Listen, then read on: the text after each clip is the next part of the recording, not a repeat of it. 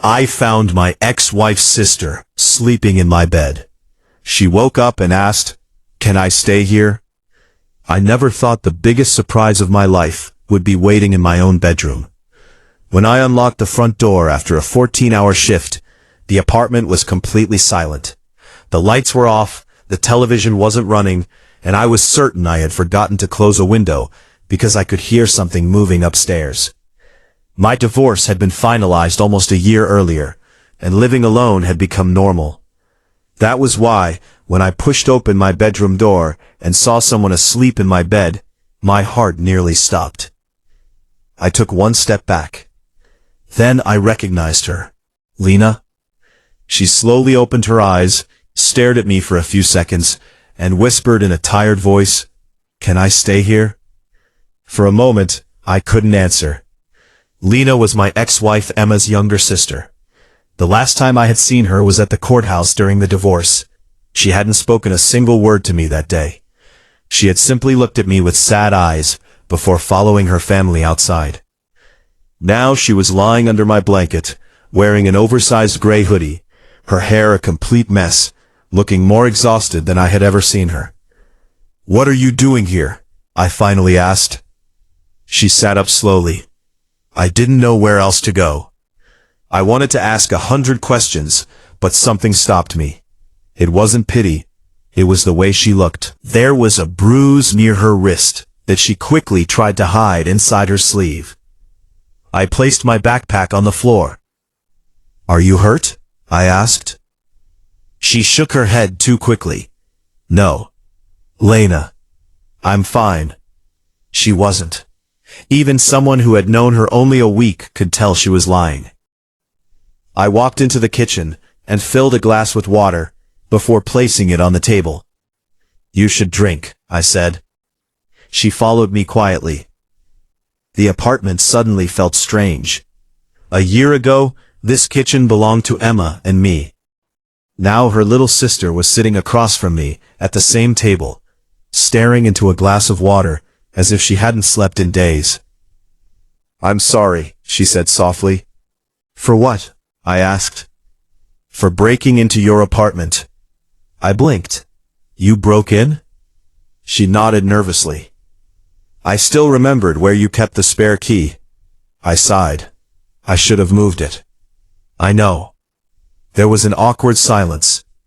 Finally I asked, "Does Emma know you're here?" Her expression changed immediately. "No." "Your parents?" "No. Nobody knows where you are." She slowly shook her head. That answer made my stomach tighten. "Lena, what happened?" She looked down at the table. "I can't tell you. You showed up in my apartment without telling anyone." "I know. You were sleeping in my bed." "I know. And you're asking me to let you stay?" "I know." I rubbed my forehead. Nothing about this made sense. Lena had always been cheerful.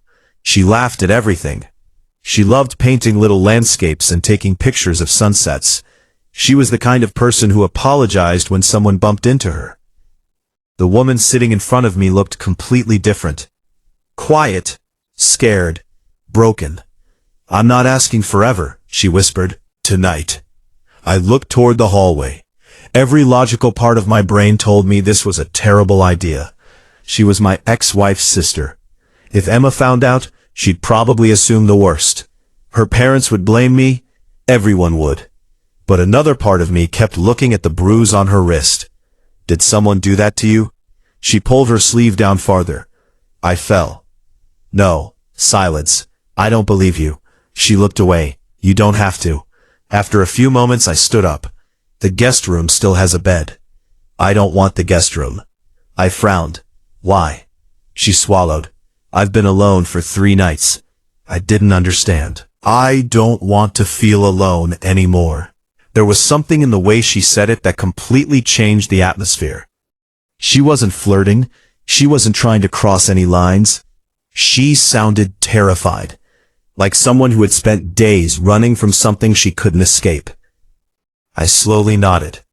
"You can stay." She closed her eyes in relief. "Thank you. But tomorrow we're talking." "Okay." I made her a simple dinner.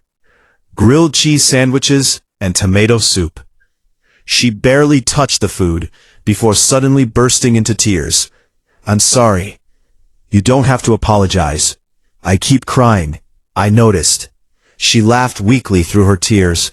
I hate this. What happened, Lena? She looked down. I trusted the wrong person. A boyfriend? She froze, then nodded. My parents loved him. What about Emma? I never told her everything. That surprised me. Emma and Lena had always seemed close.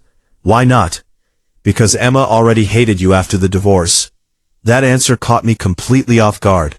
What does that have to do with anything? I didn't want her thinking I was making bad decisions too. I leaned back. So you stayed quiet? Yes. How long? 8 months. 8 months? I couldn't imagine carrying that kind of burden alone. After dinner, she offered to wash the dishes. I refused. You should rest. I've rested enough. No, you've hidden enough. She looked at me. Really looked at me. You've changed. I guess divorce does that. She smiled sadly. It wasn't your fault. The room suddenly became very quiet. I stared at her. What? The divorce. Lena, it wasn't your fault. You don't know everything. I know enough. Before I could answer, she stood up and walked toward the guest room.